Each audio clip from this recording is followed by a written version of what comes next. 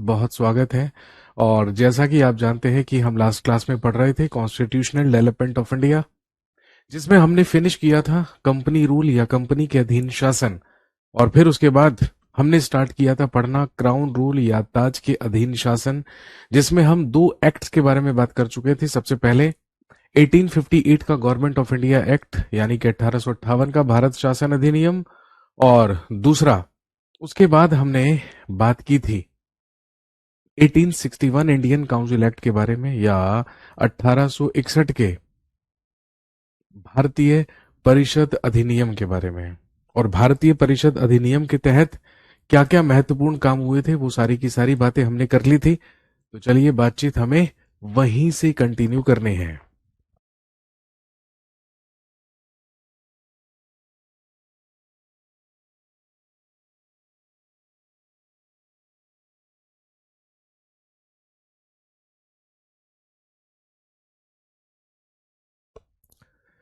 चलिए जी, तो स्टार्ट करते हैं, कंटिन्यू करते हैं constitutional development of India. This is Indian polity. आप जानते हैं कि हम बात कर रहे हैं इंडियन पॉलिटी या भारतीय राज्य व्यवस्था के बारे में।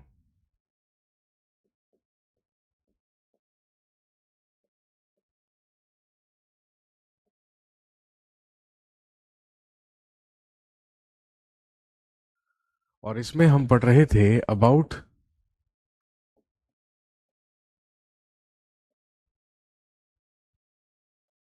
कॉन्स्टिट्यूशनल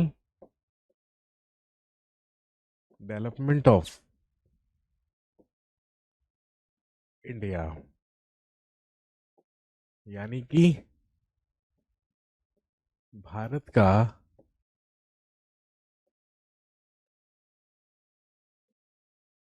संवैधानिक विकास।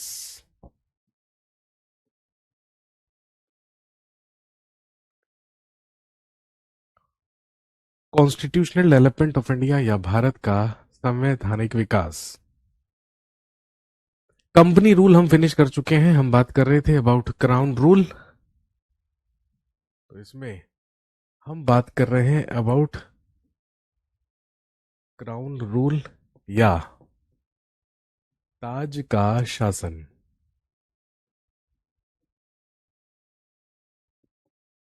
1858 ईस्वी से लेकर 1947 तक, 1858 से लेकर 1947 तक हम बात कर रहे हैं अबाउट क्राउन रूल या क्राउन के अधीन शासन।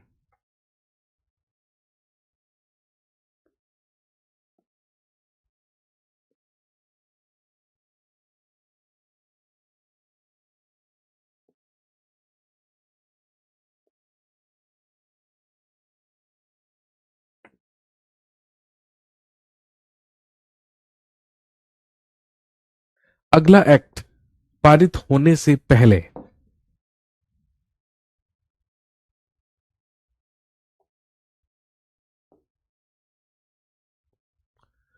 लास्ट दोस्तों हमने डिस्कस किया था 1861 का इंडियन काउंसिल एक्ट, 1861 का भारतीय परिषद अधिनियम। इसके बाद क्या हुआ ध्यान रखेंगे। 1885 में 1885 ईस्वी में हुई फाउंडेशन ऑफ, लिखेंगे इंडियन नेशनल कांग्रेस।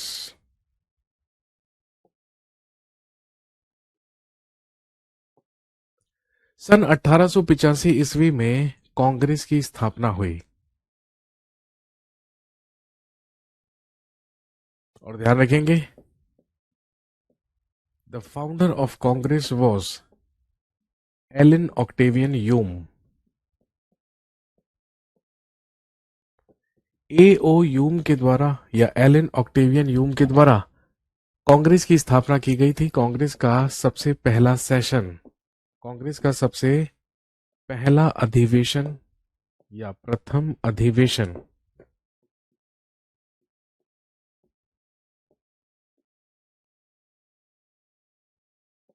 28 दिसंबर सन 1885 ईस्वी को बंबई में हुआ। कांग्रेस की स्थापना बंबई में हुई थी। और ध्यान रखेंगे, बंबई में ही कांग्रेस का सबसे पहला सेशन या सबसे पहला अधिवेशन हुआ था। कहां पर? बंबई के, ध्यान रखेंगे, गोकुल दास तेजपाल संस्कृत कॉलेज में।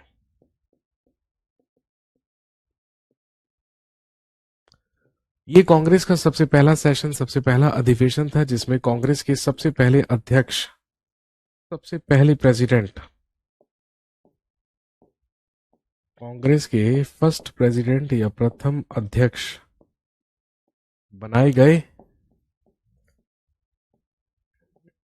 वोमेश चंद्र बनर्जी।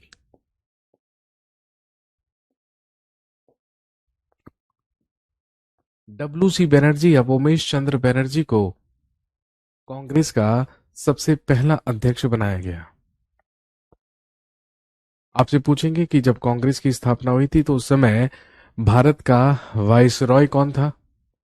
तो ध्यान रखेंगे, that time the viceroy of India was Lord Dufferin.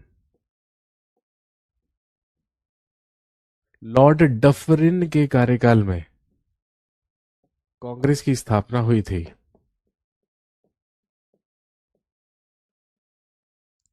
अगर हम लॉर्ड डफरिन की बात करें तो 1884 से लेके 1888 तक ये भारत का वाइसरॉय रहा था। जब कांग्रेस का सबसे पहला सेशन हुआ, जब कांग्रेस का सबसे पहला अधिवेशन हुआ, तो इसमें 72 मेंबर्स पार्टिसिपेटेड। इसमें कुल 72 सदस्यों के द्वारा भाग लिया गया। और ध्यान रखेंगे, इसी अधिवेशन में कांग्रेस के द्वारा 9 प्रपोजल्स या 9 प्रस्ताव अंग्रेज सरकार को दिए गए, या आप कह सकते हैं कि कांग्रेस ने अपनी 9 मांगे, 9 डिमांड्स, 9 प्रपोजल्स ब्रिटिश सरकार के सामने रखे। और ध्यान रखेंगे, इन्हीं 9 प्रपोजल्स या 9 प्रस्तावों में से कुछ प्रस्तावों को स्वीकार करते हुए ही अगला इंडियन काउंसिल एक्ट पारित करके भेजा गया, जो कि कब आया? 1892 में, 1892 ईस्वी में, जो कहलाता है भारतीय परिषद अधिनियम। तो चलिए आगे बढ़ते हैं और अगले एक्ट के बारे में बात करते हैं। हेडिंग डाल लीजिए, 1892 का इंडियन काउंसिल एक्ट या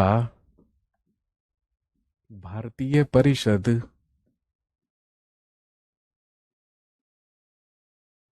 अधिनियम।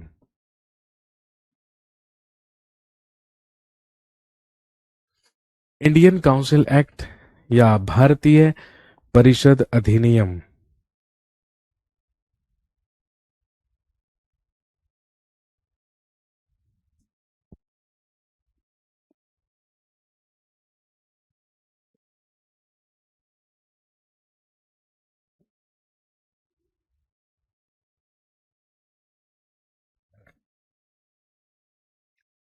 इसके तहत दो इंपॉर्टेंट काम किए गए, दो महत्वपूर्ण काम किए गए। और वो महत्वपूर्ण काम क्या थे? वो महत्वपूर्ण काम ये थे, सबसे पहला,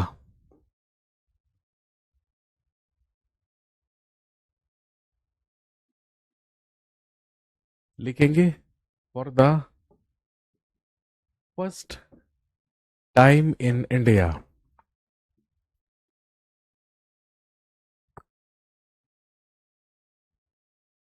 द प्रोसेस ऑफ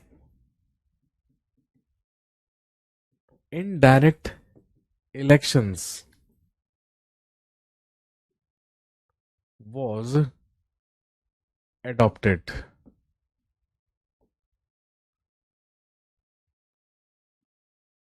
हिंदी में लिखेंगे, प्रथम बार भारत में प्रथम बार अप्रत्यक्ष मतदान प्रणाली को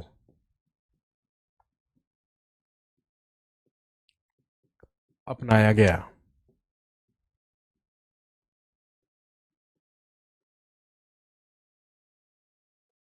अभी तक भारत में इलेक्शन जैसी कोई चीज नहीं थी। अभी तक इंडिया में इलेक्शंस या निर्वाचन जैसी कोई चीज नहीं थी। पहली बार 1892 के इंडियन काउंसिल एक्ट या भारतीय परिषद अधिनियम के ही तहत भारत में अप्रत्यक्ष निर्वाचन प्रणाली को या इनडायरेक्ट इलेक्शंस प्रोसेस को अडॉप्ट किया गया या अपनाया गया।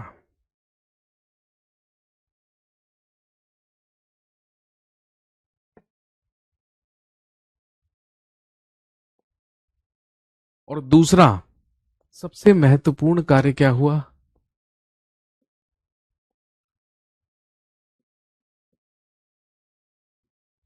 लिखेंगे for the first time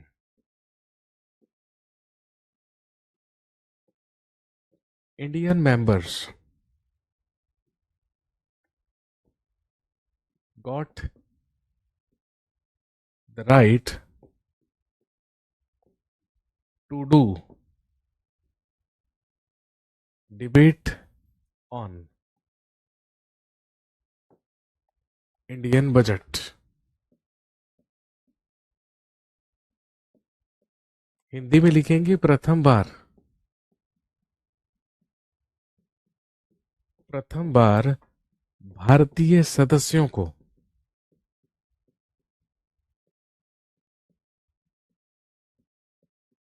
budget पर बहस करने का अधिकार।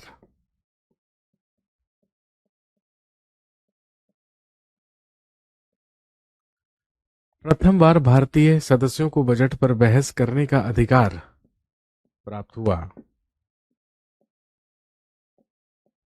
अभी तक भारतीय सदस्यों को बजट पर बहस भी करने का अधिकार नहीं दिया गया था, लेकिन अब भारतीय सदस्य भी बजट पर बहस कर सकते थे, अपनी राय दे सकते थे, रेकमेंड कर सकते थे जो चीज उन्हें बजट में पसंद हो या ना हो। और दूसरी तरफ इनडायरेक्ट इलेक्शन प्रोसेस को भी यहां पर अपना लिया गया। ये दो सबसे महत्वपूर्ण काम थे जो 1892 के इंडियन काउंसिल एक्ट या भारतीय परिषद अधिनियम के तहत किया गया।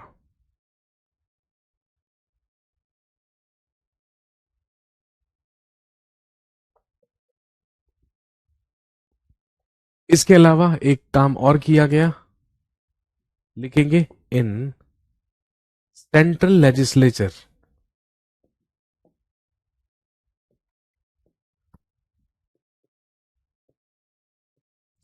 The number of members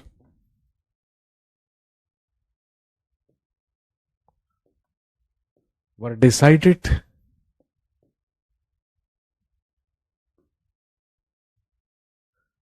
in central legislature the number of members were decided minimum 10 and maximum 16। लिखेंगे केंद्रीय विधायिका में या केंद्रीय व्यवस्थापिका में, केंद्रीय विधायिका में या केंद्रीय व्यवस्थापिका में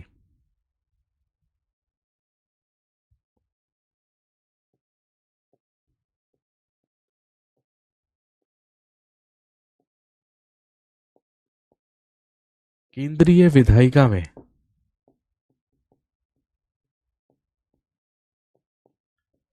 सदस्यों की संख्या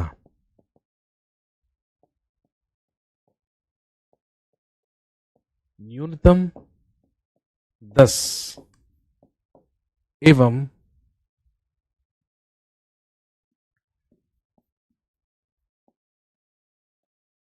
अधिकतम 16 निर्धारित की गई।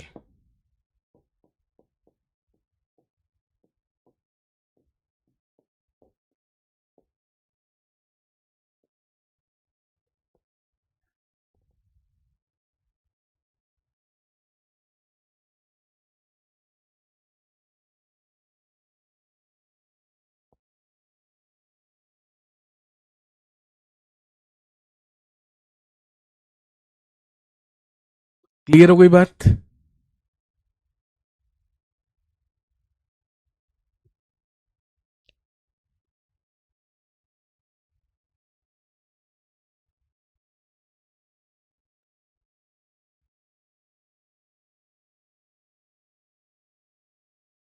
There are two types of elections.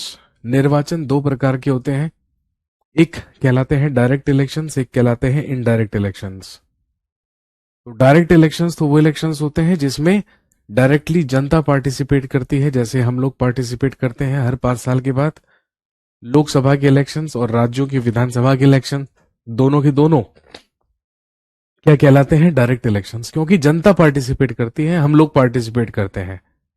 लेकिन इनडायरेक्ट इलेक्शंस वो होते हैं जिसमें डायरेक्टली जनता पार्टिसिपेट नहीं करती है, बल्कि जनता के द्वारा चुने गए रिप्रेजेंटेटिव्स या प्रतिनिधि पार्टिसिपेट करते हैं। जैसे for example election of president, राष्ट्रपति का निर्वाचन हर 5 साल के बाद होता है। उसमें क्या हम पार्टिसिपेट करते हैं? जी नहीं, बिल्कुल नहीं। उसमें हम नहीं, बल्कि हमारे द्वारा चुने गए एमपीज और एमएलएज क्या करते हैं? पार्टिसिपेट करते हैं। तो हर 5 साल के बाद राष्ट्रपति उपराष्ट्रपति के इलेक्शंस होते हैं, राज्यसभा के मेंबर्स के इलेक्शंस होते हैं, विधान परिषद के सदस्यों के इलेक्शंस होते हैं। सारे के सारे क्या होते हैं? इनडायरेक्ट, मतलब कि डायरेक्टली जनता पार्टिसिपेट नहीं कर रही है, लेकिन चुने जा रहे हैं। चुनने में महत्वपूर्ण भूमिका निभा रहे हैं हमारे एमपीज एंड एमएलएस, वो कहलाते हैं इनडायरेक्ट इलेक्शंस। क्लियर हो गई बात? सिंपल सी चीज है। इसके बाद क्या हुआ आप जानते हैं? 1899 ईस्वी से लेकर 1905 ईस्वी तक भारत का वायसरॉय बनकर आया, या भारत का वायसरॉय रहा भारत का सबसे बदनाम वायसराय लॉर्ड कर्जन। नाम सुना होगा आपने लॉर्ड कर्जन का? बिल्कुल सुना होगा। भारत का सबसे अप्रिय वायसराय कहलाता है। जब 1899 से लेकर 1905 तक भारत का वायसरॉय बना,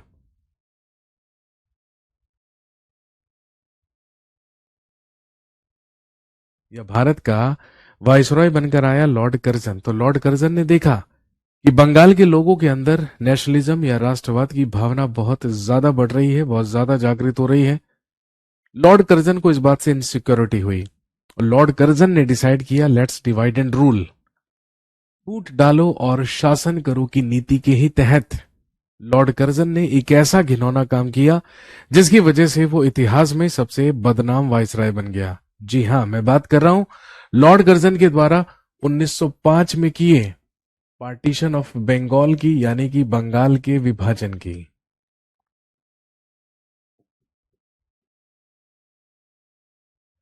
1905 में लॉर्ड कर्जन के द्वारा किया गया बंगाल का विभाजन, जिसका उद्देश्य था बंगाल में राष्ट्रवाद की भावना को कमजोर करना, बंगाल के लोगों में भाईचारे को खत्म करना, बंगाल में हिंदू और मुसलमानों के बीच में राजनीतिक तौर पर फूट डलवाना। बंगाल का विभाजन किया गया ये कहकर कि बंगाल इतना बड़ा प्रांत है कि वहां पर प्रशासन चलाने में भी दिक्कत होती है, परेशानी होती है, इसीलिए हम प्रशासनिक कारणों से बंगाल का विभाजन कर रहे हैं। बंगाल को बांट दिया गया दो भागों में, ईस्ट बंगाल और वेस्ट बंगाल। एक वो बंगाल बनाया गया जहां पर हिंदुओं की संख्या मुसलमानों से 4 गुना थी, और एक वो बंगाल बनाया गया जहां पर मुसलमानों की संख्या हिंदुओं से 3 गुना थी। हम समझ गए कि ये काम केवल और केवल हम में फूट डलवाने के लिए किया गया है, लेकिन इसमें कहीं ना कहीं अंग्रेज सफल हुए। हालांकि 20 जुलाई 1905 को जब बंगाल के विभाजन की घोषणा की गई, तो उसी के विरोध में 7 अगस्त 1905 को ही कलकत्ता के टाउन हॉल से आनंद मोहन बोस और सुरेंद्र नाथ बनर्जी के द्वारा 2 जनसभाएं बुलाई गई, और वहीं से शुरुआत हुई स्वदेशी और बहिष्कार आंदोलन की, जिसे हम बंग भंग विरोधी आंदोलन भी कहते हैं।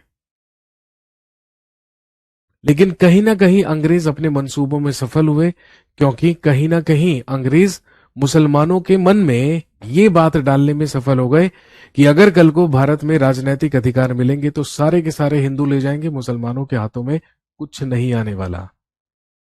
अब मुसलमानों को ऐसा लगने लगा कि अंग्रेज हमारे शुभचिंतक हैं, अंग्रेज हमारे हितैषी हैं।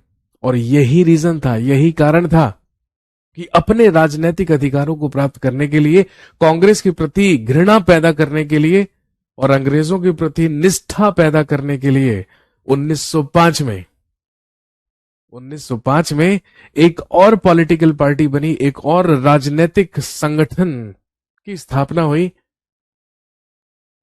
आप लिखेंगे 1906 में हुआ फाउंडेशन ऑफ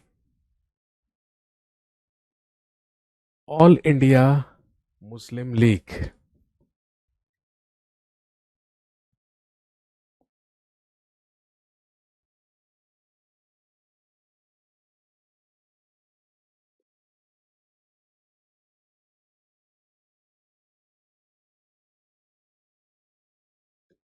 अखिल भारतीय मुस्लिम लीग की स्थापना।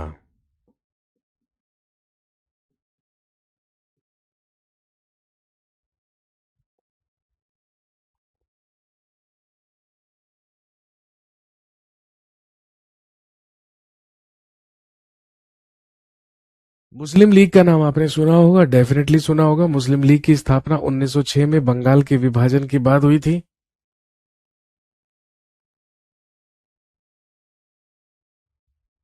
और कब हुई थी और कहां पर हुई थी, तो ध्यान रखेंगे 30 दिसंबर 1906 को मुस्लिम लीग की स्थापना ढाका में हुई। वही ढाका जो आज बांग्लादेश की राजधानी है। And who was the founder of Muslim League? Muslim league के संस्थापक कौन थे? ढाका के ही नवाब, नवाब सलीमुल्लाह खान।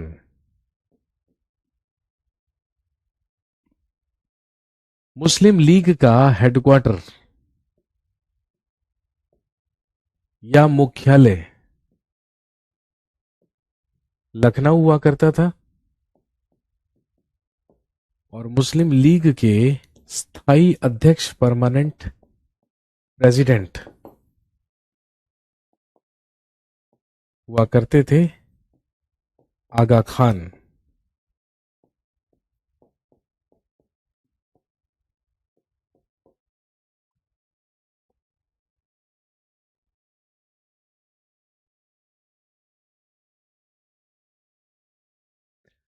नवाब सलीमुल्लाह खान के द्वारा ढाका में 30 दिसंबर 1906 को मुस्लिम लीग की स्थापना की गई थी। इसके स्थायी अध्यक्ष आगा खान बनाए गए थे। Aga Khan was his permanent president. और ध्यान रखेंगे, what was the aim behind the foundation of Muslim League? Muslim League की स्थापना का उद्देश्य क्या था? 3 उद्देश्यों से मुस्लिम लीग की स्थापना हुई थी, तो ध्यान रखेंगे। सबसे पहला कारण था मुसलमानों में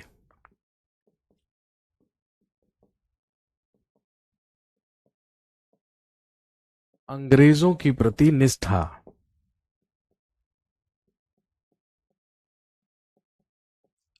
भारतीय मुसलमानों के अंदर ये बात फैलाई जाए, ये अवेयरनेस फैलाई जाए कि अंग्रेज उनके शुभचिंतक हैं, उनके हितैषी हैं। आपको निष्ठा रखनी है अंग्रेजों के प्रति, सबसे पहला। दूसरा,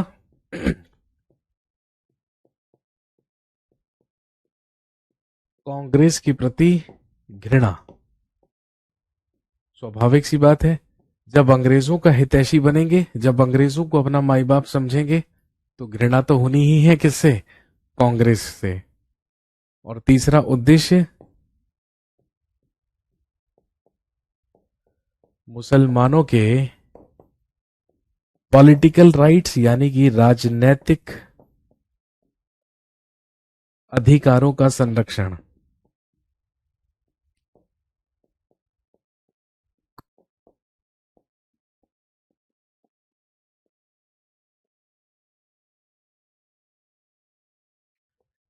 मुसलमानों के राजनीतिक अधिकारों का संरक्षण। इन 3 उद्देश्यों से, एम्स से मुस्लिम लीग की स्थापना हुई। और क्योंकि भाई भारतीय मुसलमान अपने राजनीतिक अधिकार चाहते थे, इसीलिए अब मुस्लिम लीग के द्वारा ब्रिटिश सरकार से सेपरेट इलेक्टोरेट या पृथक निर्वाचन मंडल की मांग की गई और कहा गया कि आप भारत के मुसलमानों को अलग निर्वाचन मंडल दे दीजिए। उस समय भारत का वाइसरॉय लॉर्ड मिंटो सेकंड हुआ करता था और उस समय भारत का राज्य सचिव हुआ करता था लॉर्ड मॉर्ले। इसीलिए अगला इंडियन काउंसिल एक्ट पारित होकर आया 1909 में, लेकिन इंडियन काउंसिल एक्ट के नाम से नहीं, बल्कि भारत के राज्य सचिव और वाइसराय के नाम से आया। इसीलिए इसको हम कहते हैं मॉर्ले मिंटो रिफॉर्म एक्ट या मॉर्ले मिंटो सुधार अधिनियम। तो चलिए नेक्स्ट हम बात करते हैं अबाउट, हेडिंग डाल लीजिए 1909 का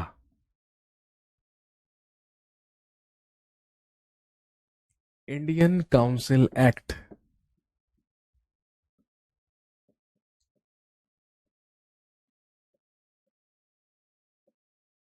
भारतीय परिषद अधिनियम, जो प्रसिद्ध है, फेमस है, जो कहलाता है मॉर्ले मिंटो रिफॉर्म एक्ट।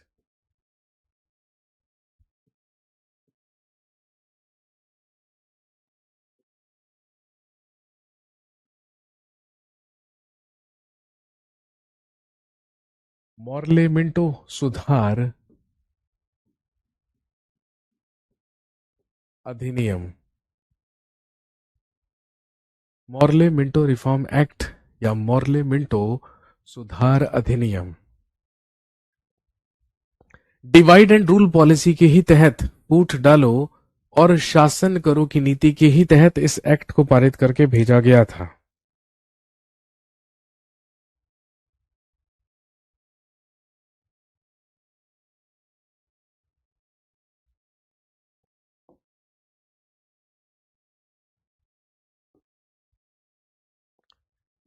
सबसे पहला पॉइंट लिखेंगे, this act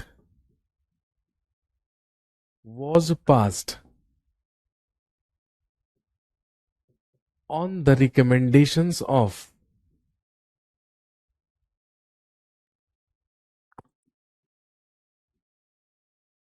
Sir Arundale Committee।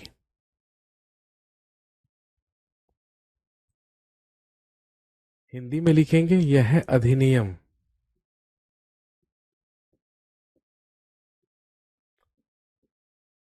अधिनियम सर अरुणडेल समिति की सिफारिश पर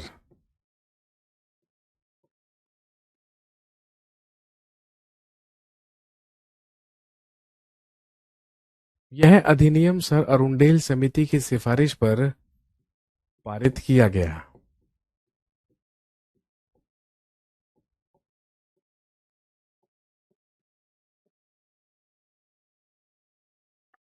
और वो कौन कौन से महत्वपूर्ण काम थे जो इस एक्ट के तहत किए गए?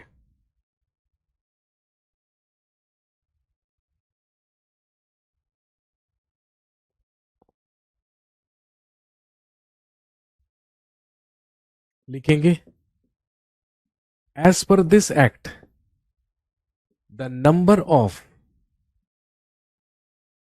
members in Central Legislative Council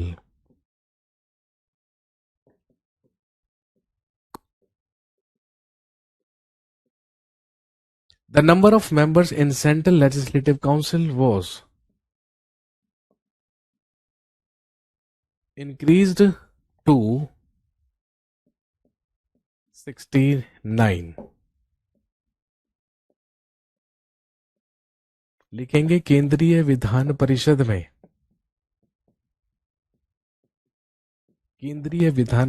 में सदस्यों की संख्या 69 की गई।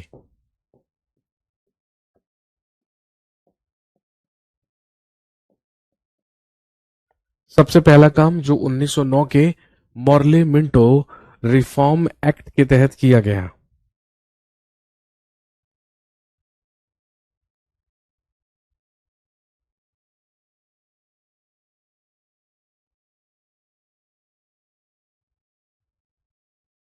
इसके अलावा इन प्रोविंशियल लेजिस्लेटिव काउंसिल,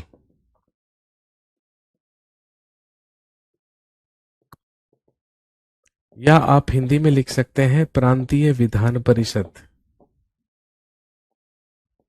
केंद्रीय विधान परिषद में तो सदस्यों की संख्या 69 कर दी गई, लेकिन प्रांतीय विधान परिषद में 4 प्रांत कौन कौन से, तो ध्यान रखेंगे बंगाल, मद्रास, बॉम्बे एंड यूपी। उत्तर प्रदेश नहीं, उस समय क्या हुआ करता था, यूनाइटेड प्रोविंस।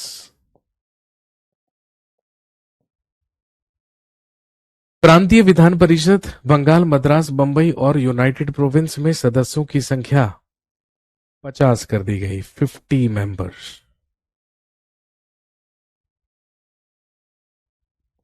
50 सदस्य या 50 मेंबर्स। और इसके अलावा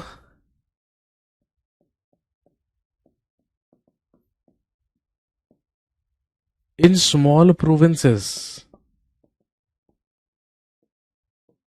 लिखेंगे छोटे प्रांतों में सदस्यों की संख्या की गई 30, 30 मेंबर्स या 30 सदस्य।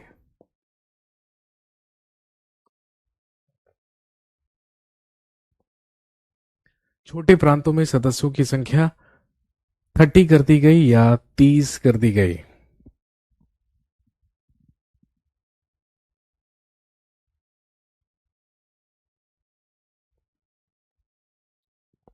लेकिन सबसे ज्यादा इंपॉर्टेंट काम, सबसे ज्यादा महत्वपूर्ण काम जो इस एक्ट के तहत किया गया वो क्या था, तो आप लिखेंगे एज पर दिस एक्ट, लिखेंगे एज पर दिस एक्ट या इस अधिनियम के तहत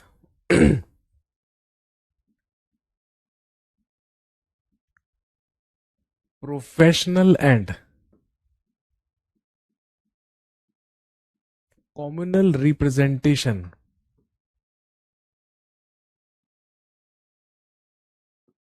और सेपरेट इलेक्टोरेट सिस्टम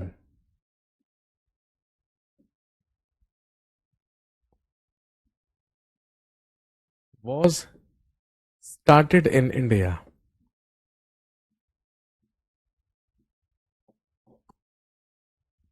लिखेंगे प्रोफेशनल एंड कम्युनल रिप्रेजेंटेशन और separate electorate system was started in India.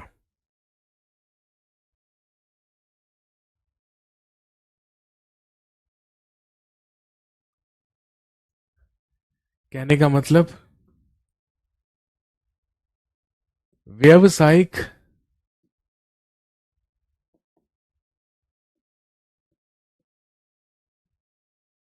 व्यावसायिक एवं सांप्रदायिक प्रतिनिधित्व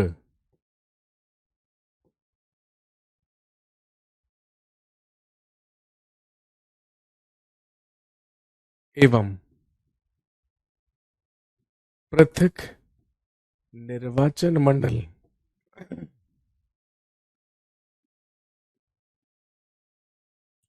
व्यावसायिक एवं सांप्रदायिक प्रतिनिधित्व एवं पृथक निर्वाचन मंडल पद्धति को अपनाया गया।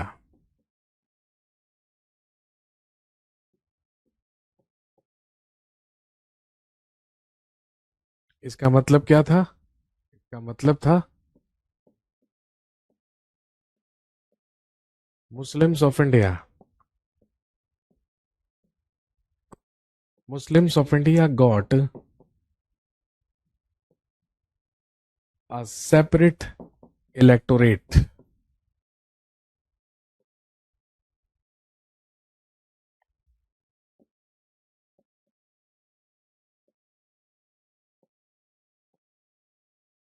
भारतीय मुसलमानों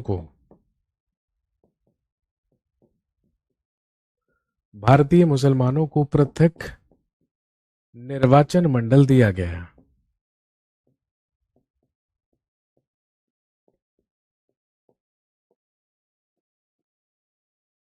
भारतीय मुसलमानों को पृथक निर्वाचन मंडल दिया गया या अलग निर्वाचन मंडल दिया गया।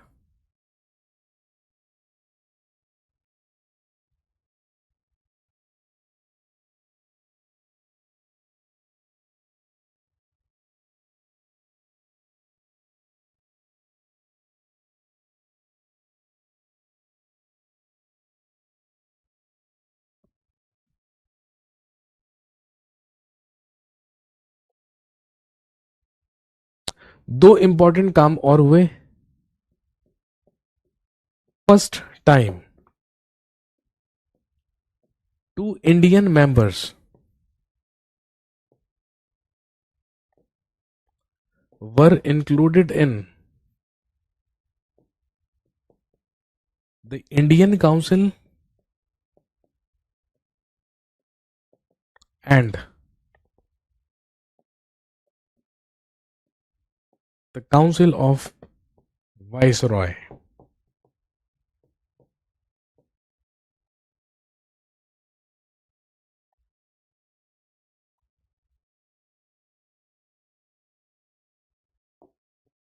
लिखेंगे first time two Indian members were included in the Indian council and one member in the council of viceroy.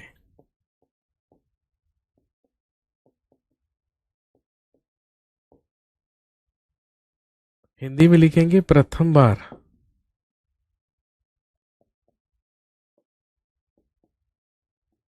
भारतीय परिषद में दो सदस्य एवं वायसराय की परिषद में एक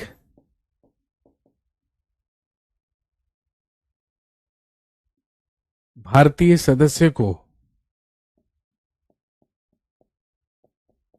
शामिल किया गया। अभी तक इंडियन काउंसिल और वाइसराय की काउंसिल में कोई भी इंडियन मेंबर नहीं था। ये पहला मौका था, ये पहली बार था जब वाइसराय की परिषद और इंडियन काउंसिल या भारतीय परिषद में भारतीय सदस्यों को शामिल किया जा रहा था। और ये भारतीय सदस्य कौन कौन थे आपको याद रखने हैं।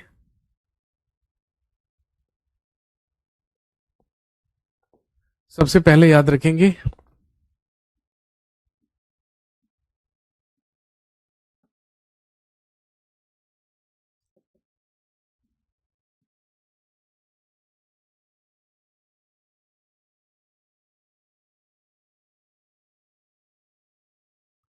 इंडियन काउंसिल या भारतीय परिषद में शामिल किए गए दो इंडियन मेंबर्स। सबसे पहले के सी गुप्ता और दूसरे सैयद हुसैन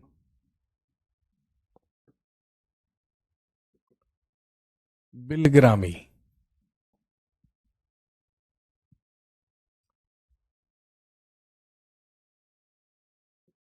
और दूसरा ध्यान रखेंगे वाइसराय काउंसिल में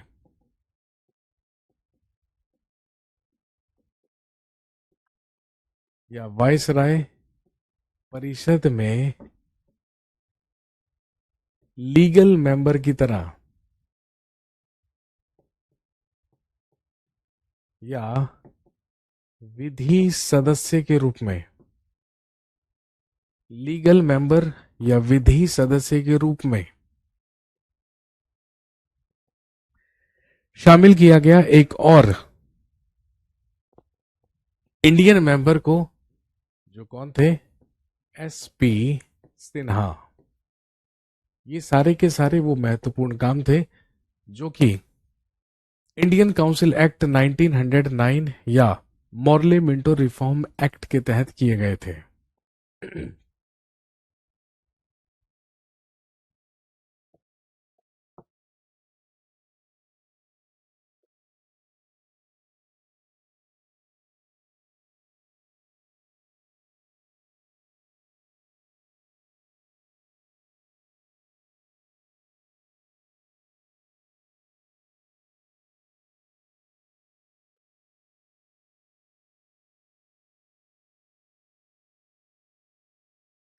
इसके बाद क्या हुआ भाई? 1909 में मॉर्ले मिंटो रिफॉर्म एक्ट आया। इसके बाद 1911 में तीसरा दिल्ली दरबार लगा, जब जॉर्ज पंचम की ताजपोशी भारत में हुई। और इसी तीसरे दिल्ली दरबार में उस समय के वाइसरॉय लॉर्ड हार्डिंग सेकंड के द्वारा दो ऐतिहासिक घोषणाएं की गई। सबसे पहला, भारत की राजधानी को कलकत्ता से दिल्ली स्थानांतरित किया गया और 1 अप्रैल 1912 से भारत की राजधानी बना दी गई दिल्ली। सबसे पहला और महत्वपूर्ण काम तो ये हुआ। इसके अलावा दूसरी ऐतिहासिक घोषणा ये थी कि बंगाल का विभाजन जो 1905 में हुआ था उसे रद्द कर दिया गया।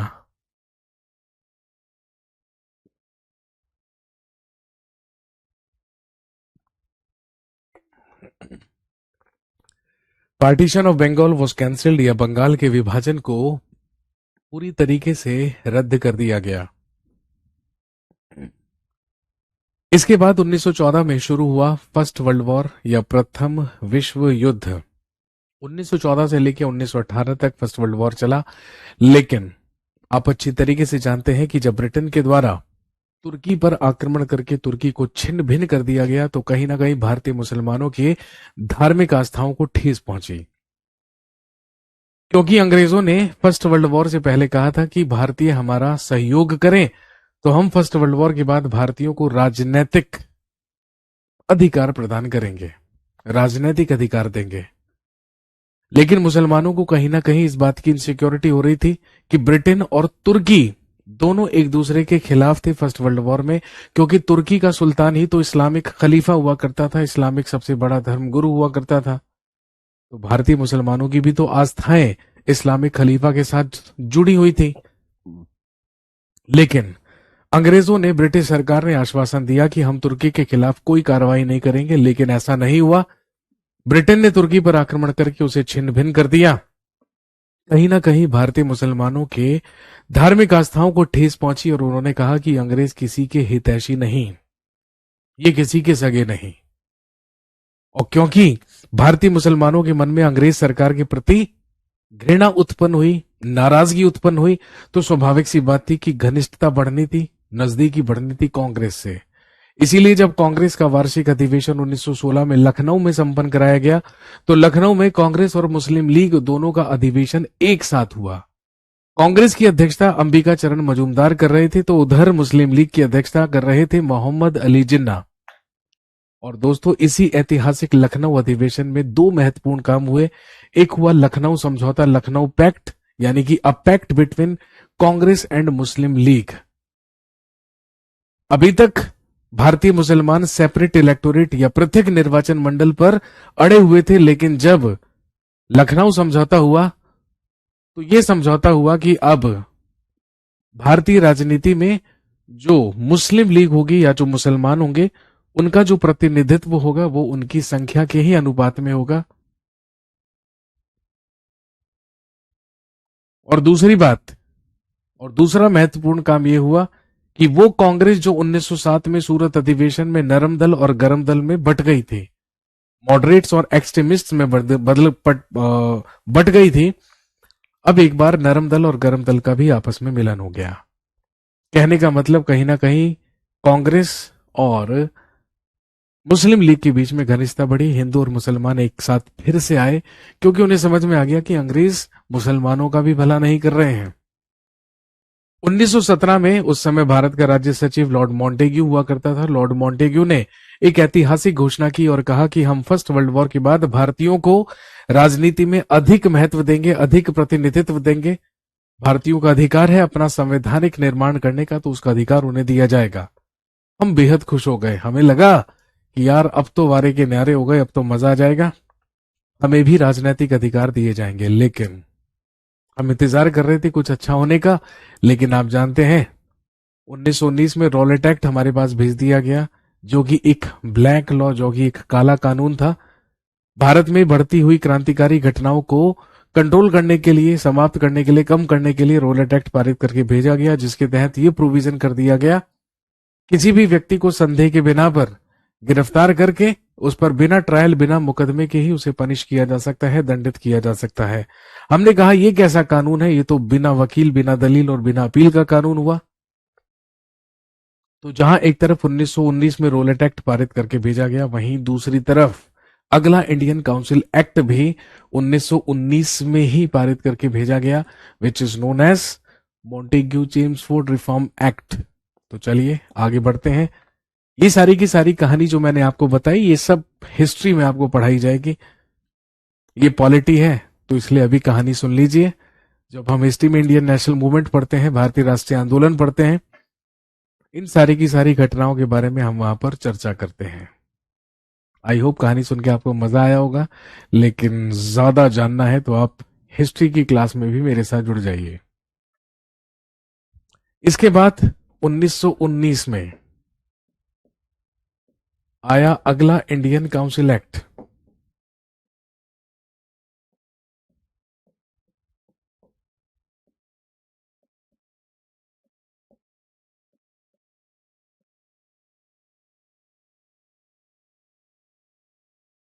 भारतीय परिषद अधिनियम, इंडियन काउंसिल एक्ट, जो कि कहलाता है मॉन्टेग्यू चेम्सफोर्ड रिफॉर्म एक्ट।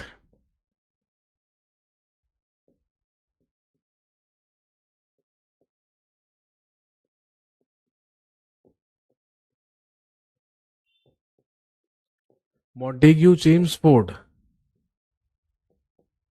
सुधार अधिनियम। मॉन्टेग्यू चेम्सफोर्ड रिफॉर्म एक्ट या मॉन्टेग्यू चेम्सफोर्ड सुधार अधिनियम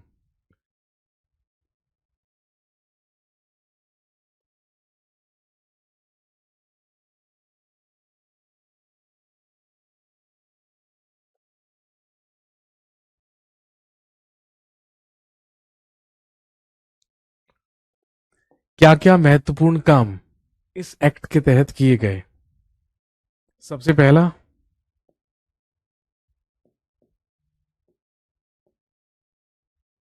members in legislative council.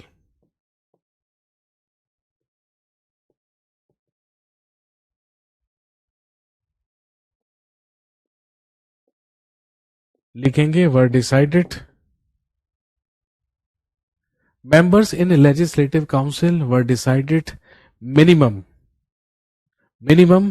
8 and maximum 12।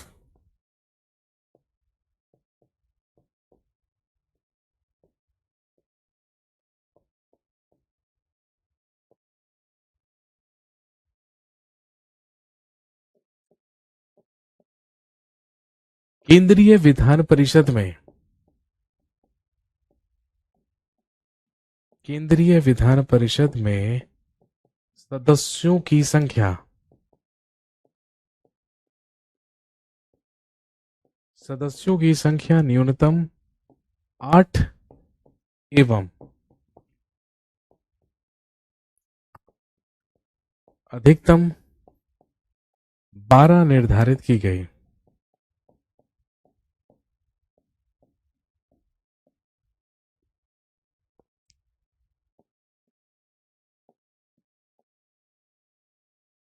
Vidhan Parishad सदस्यों की संख्या या विधान परिषद में सदस्यों की संख्या न्यूनतम 8 एवं अधिकतम 12 निर्धारित की गई।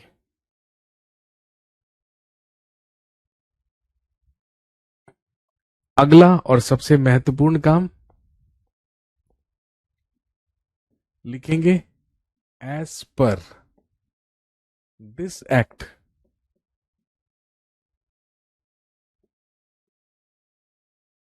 प्रोसेस ऑफ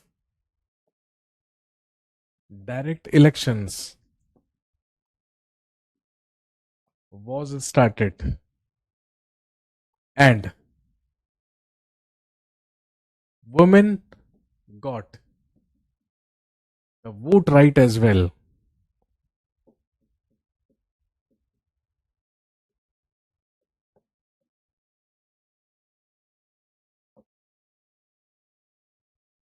लिखेंगे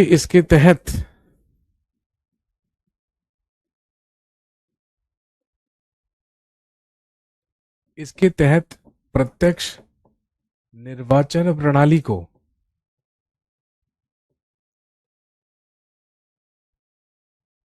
अपनाया गया।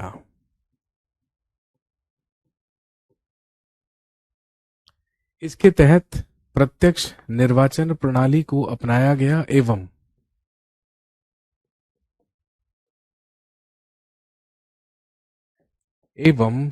महिलाओं को भी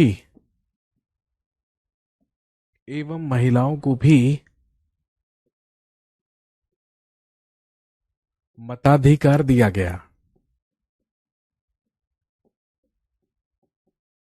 तो भारत में महिलाओं को मतदान करने के अधिकार सबसे पहले 1919 के मॉन्टेग्यू चेम्सफोर्ड रिफॉर्म एक्ट के ही तहत दिए गए थे।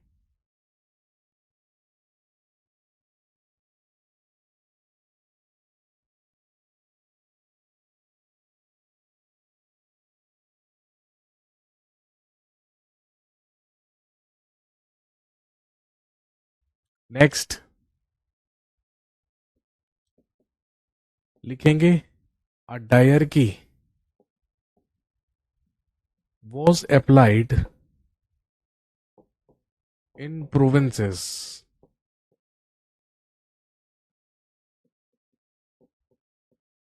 प्रांतों में द्वैध शासन लगाया गया।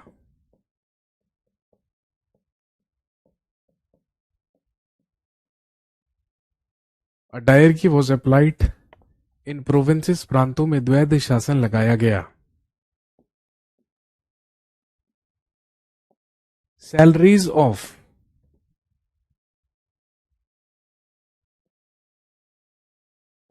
Secretary of state and his council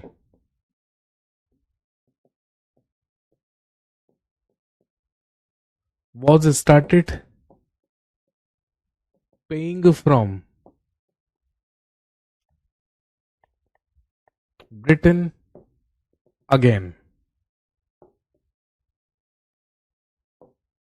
Hindi में लिखेंगे, राज्य सचिव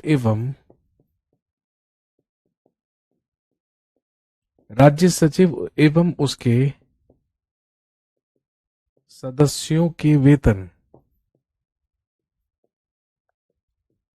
पुनः ब्रिटेन से दिए जाने लगे।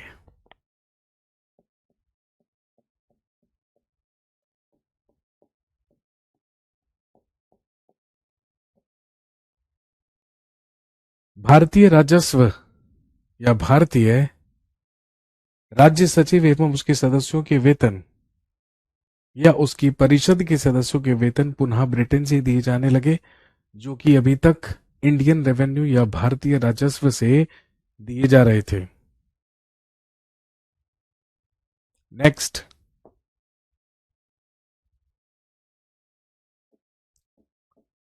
लिखेंगे, a bicameral legislature was established in center।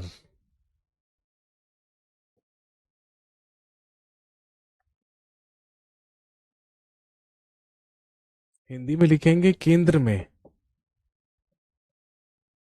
द्विसदनीय, केंद्र में द्विसदनीय विधायिका की शुरुआत की गई।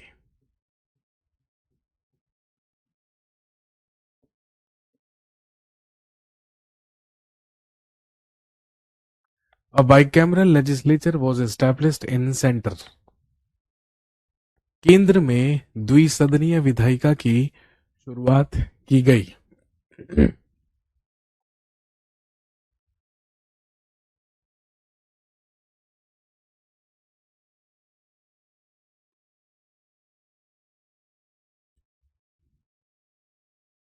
जो अभी तक कहलाती थी central legislative council,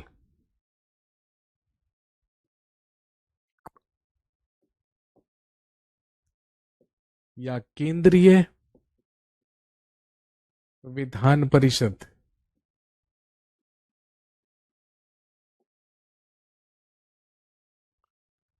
central legislative council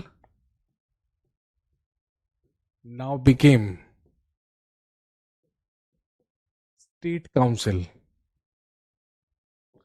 अब केंद्रीय विधान परिषद को राज्य परिषद कहा जाने लगा। केंद्रीय विधान परिषद को अब केंद्रीय विधान परिषद को अब राज्य परिषद कहा जाने लगा।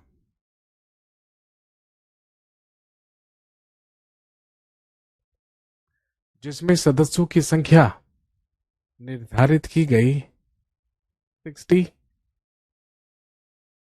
60 सदस्य। बाई कैमरल तो समझते हैं भाई, जैसे हमारी पार्लियामेंट है, संसद है, वो बाई कैमरल है क्योंकि उसमें दो हाउसेज हैं, क्योंकि उसमें दो सदन है, एक राज्यसभा एक लोकसभा। बिल्कुल वैसे ही ये बाई कैमरल लेजिस्लेचर की शुरुआत 1919 के ही मॉन्टेग्यू चेम्सफोर्ड रिफॉर्म एक्ट के तहत की गई। जो अभी तक कहलाती थी सेंट्रल लेजिस्लेटिव काउंसिल, उसको अब कहा जाने लगा स्टेट काउंसिल यानी कि राज्य परिषद। और एक नया हाउस, एक नया सदन, a new house was added, या आप कह सकते हैं एक नया सदन जोड़ा गया। A new house was added, एक नया सदन जोड़ा गया जो कहलाएगा सेंट्रल लेजिस्लेटिव असेंबली।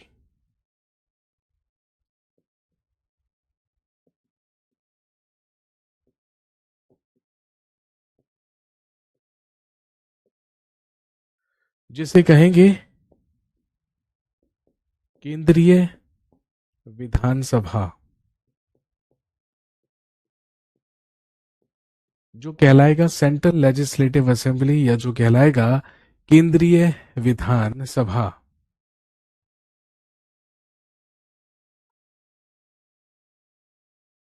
और ध्यान रखेंगे केंद्रीय विधानसभा में निर्धारित किए गए 145 मेंबर्स, 145 सदस्य।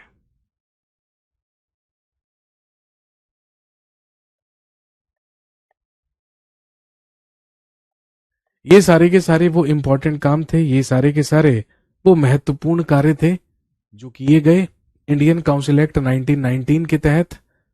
चलिए आज के सेशन में इतना ही रखेंगे, बाकी अगली क्लास में मुलाकात होगी और हम जानेंगे आगे क्या क्या हुआ और कैसे 1935 का भारत शासन अधिनियम पारित हुआ, जो कि हमारे कॉन्स्टिट्यूशन का सबसे महत्वपूर्ण स्रोत बना, क्योंकि हमने 70% से भी ज्यादा संविधान 1935 के ही भारत शासन अधिनियम से अडॉप्ट किया है। बाकी की कहानी अगली कड़ी में, अगली श्रृंखला में, अगली क्लास में। तब तक के लिए thank you very much, have a nice day, शुक्रिया, धन्यवाद, जय हिंद।